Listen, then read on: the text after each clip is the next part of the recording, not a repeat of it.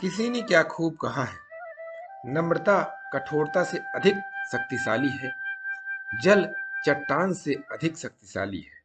प्रेम बल से अधिक शक्तिशाली है। नमस्कार दोस्तों, मेरा नाम प्रेम प्रकाश पांडे है। आज अपने चैनल पर एक नई बेहतरीन मोटिवेशनल स्टोरी लेकर के आया हूँ। दोस्तों, आज की कहानी से हम सीखेंगे कि किसी भी चीज को पाने के कितने तरीके होते हैं और कौन सा तरीका सही होता है। तो चलिए, चैनल को सब्सक्राइब नहीं किया है, सब्सक्राइब कर लीजिए और सुनते हैं आज की कहानी, जिसका शीर्षक है हथौड़ा और चाबी।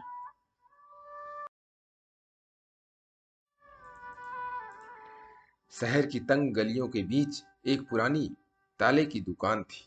लोग वहां से ताला चाबी खरीदते और कभी-कभी चाबी खोने पर डुप्लीकेट चाबी बनवाने भी आते। ताले वाले की दुकान में एक भारी भरकम हथौड़ा भी था, जो कभी कभार ताले तोड़ने के काम आता था। हथौड़ा अक्सर सोचा करता कि आखिर इन छोटी छोटी चाबियों में कौन सी खूबी है जो इतने मजबूत तालों को भी चुटकियों में खोल देती है, जबकि मुझे इसके लिए कितने प्रहार करने पड़ते हैं। एक दिन उससे रहा नहीं गया और दुकान बंद होने के बाद उसने एक नन्ही चाबी से पूछा, बहन, ये बताओ कि आखिर तुम्हारे अंदर ऐसी कौन सी शक्ति है जो तुम इतने जिद्दी तालों को भी बड़ी आसानी से खोल देती हो, जबकि मैं इतना बलशाली होते हुए भी ऐसा नहीं कर पाता। चाबी मुस्कुराई और बोली, दरअसल तुम तालों को खोलने के लिए बल का प्रयोग करते हो, उनके ऊपर प्रहार करते हो, और ऐसा करने से ताला खुलता नहीं, टूट जाता है। जबकि मैं ताले को बिल्कुल भी चोट नहीं पहुंचाती, बल्कि मैं तो उसके मन में उतर कर उसके हृदय को स्पर्श करती हूँ और उसके दिल में अपनी जगह बनाती हूँ।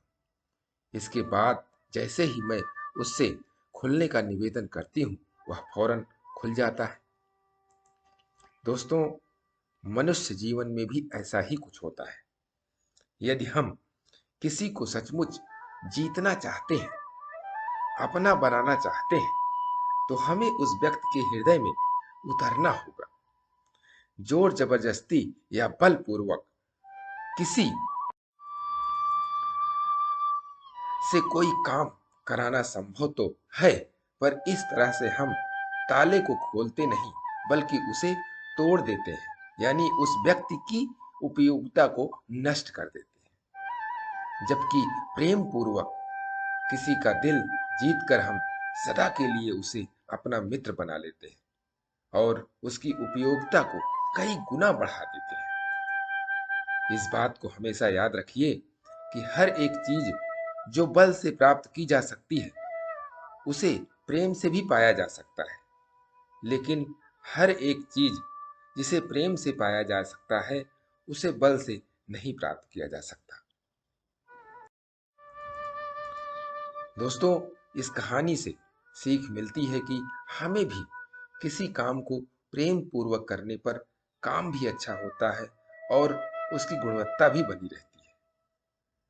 इसीलिए काम को प्रेम पूर्वक निकालते रहें, और किसी दूसरे से भी अगर काम लेना है या किसी दूसरे से भी कोई आपको दिक्कत है, तो आप उसके भी प्रेम पूर्वक उसके हृदय में उतरिए और उससे भी आप उसी तरीके से काम ले सकते हैं जैसा आप चाहते हैं, और उसकी गुणवत्ता भी बनी रहेगी और वो आपको सम्मान पूर्वक भी काम करेगा और हमेशा आपको सम्मान देता रहेगा।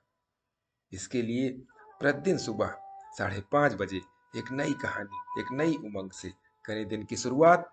तब तक के लिए छोटों से मिले प्यार और बड़ों से मिले आशीर्वाद और भगवान के सहारे के साथ यही कहूंगा, काम तो सभी करते हैं, पर काम करो कुछ ऐसा कि उदाहरण बन जाए। ये छोटी सी स्टोरी आपको अच्छी लगी तो लाइक कीजिए, शेयर कीजिए अपने मित्रों में भी, और कमेंट जरूर करिए। और इस चैनल को अभी तक सब्सक्राइब नहीं किया है, सब्सक्राइब कर लीजिए, और नई नई बेहतरीन मोटिवेशनल स्टोरी प्रत्येक सुबह आपको मिलती रहे, इसके लिए प्रेस बेल आइकन।